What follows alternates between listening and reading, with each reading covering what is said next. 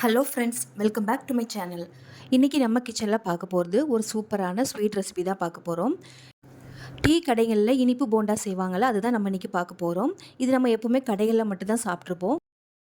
இந்த போண்டாவை நம்ம வீட்டிலேயே எப்படி சிம்பிளாக ரொம்ப சாஃப்டாக எப்படி செய்கிறதுன்னு நம்ம பார்க்கலாம். இந்த இனிப்பு போண்டா கண்டிப்பாக நீங்கள் ட்ரை பண்ணி பாருங்கள். அதுக்கப்புறமா நீங்கள் கடைகளில் வாங்கி சாப்பிடவே மாட்டீங்க. வீடியோக்குள்ளே போகிறதுக்கு முன்னாடி என்னோட சேனலை சப்ஸ்கிரைப் பண்ணாதவங்க மறக்காமல் சப்ஸ்கிரைப் பண்ணிக்கோங்க. பக்கத்தில் இருக்க ஆல்ட்ரு ஆப்ஷனை கிளிக் பண்ணிக்கோங்க. அப்போ தான் நான் போடுற வீடியோ உங்களுக்கு நோட்டிஃபிகேஷனில் வரும். வாங்க இப்போ இந்த டீ கடை இனிப்பு போண்டா எப்படி செய்கிறதுன்னு பார்க்கலாம். ஃபஸ்ட்டு இதுக்கு தேவையான சர்க்கரை நம்ம அரைச்சி எடுத்து வச்சுக்கலாம்.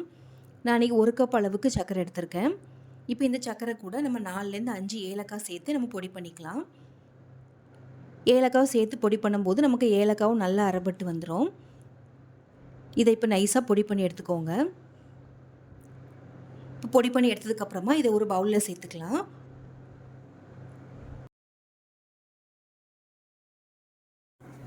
நான் இன்றைக்கி 2 கப் அளவில் மைதா மாவு எடுத்திருக்கேன். 2 கப் அளவுக்கு மைதாவுக்கு 1 கப் அளவு சர்க்கரை கரெக்டாக இருக்கும். உங்களுக்கு மைதா மாவு சேர்க்க விருப்பம் இல்லைன்னா கோதுமை மாவு கூட சேர்க்கலாம்.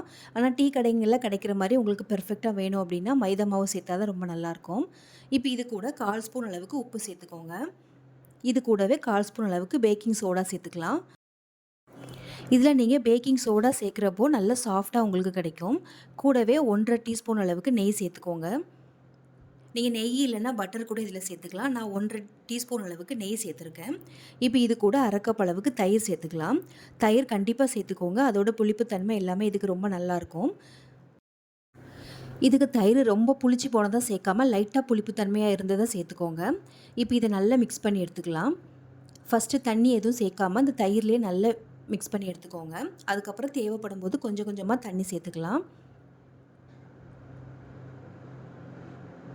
நான் இப்போ 1/2 கப் அளவுக்கு தண்ணி எடுத்திருக்கேன். அதுலேருந்து கொஞ்சமாக சேர்த்துருக்கேன். நீங்கள் இது ரொம்ப தண்ணியாக செஞ்சிட்டிங்கன்னா உங்களுக்கு எண்ணெய் நிறைய குடிக்கும். நம்மளுக்கு நம்ம நினச்ச மாதிரி பெர்ஃபெக்டாக வராது. அதனால் பார்த்து கொஞ்சமாக சேர்த்துக்கோங்க.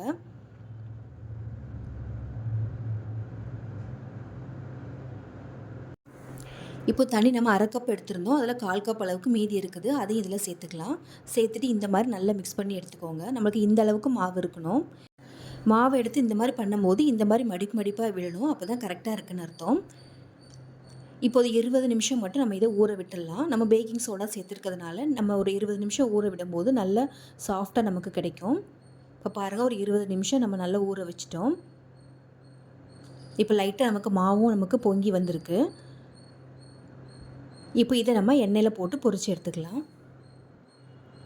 அதுக்கு ஒரு பேனில் தேவையான அளவுக்கு எண்ணெய் ஊற்றிக்கோங்க. இது பொரிச்சு எடுக்கிற அளவுக்கு எண்ணெய் ஊற்றிக்கோங்க. நீங்கள் இந்த மாதிரி பொரிச்சு எடுக்கும்போது சின்னதாக நீங்கள் பேன் வச்சுக்கோங்க. அப்போ தான் நமக்கு எண்ணெயும் கம்மியாக செலவாகும். இப்போ இந்த எண்ணெய் நல்லா சூடாகட்டும். இந்த எண்ணெயை நீங்கள் மீடியம் ஃப்ளேமில் வச்சு சூடு பண்ணிக்கோங்க. ரொம்ப ஃபுல்லாக வச்சுருந்தீங்கன்னா நீங்கள் மாவு போட்டோன்னே நமக்கு போண்டா தீஞ்சு போன மாதிரி ஆகிடும். இப்போ பாருங்கள், நல்லா சூடாகிட்டுருக்கு. இந்த சமயத்தில் நம்ம போண்டாவை போட்டு எடுத்துக்கலாம். நீங்கள் சின்னதாகவே இந்த மாதிரி கையில் எடுத்து போட்டுக்கோங்க. இது உங்களுக்கு வெந்து வரும்போது நல்ல பெருசாகவே இருக்கும். அதனால் ஃபஸ்ட்டே கொஞ்சம் சின்னதாகவே போட்டுக்கோங்க. இப்போ பாருங்கள், இப்போ போட்டாச்சு. இப்போ ஒரு 2 நிமிஷம் கழித்து நம்ம திருப்பி விட்டுக்கலாம். அடுப்பை நல்லா சிம்லேயே வச்சுக்கோங்க. அப்போ தான் நமக்கு கரெக்டாக வெந்து வரும்.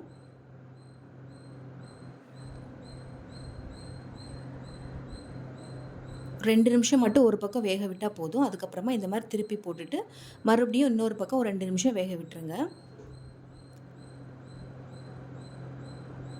இப்போ பாருங்கள், நமக்கு 2 பக்கமே நல்லா வெந்து வந்திருக்கு. இப்போ இந்த சமயத்தில் நம்ம போண்டாவை எடுத்துடலாம்.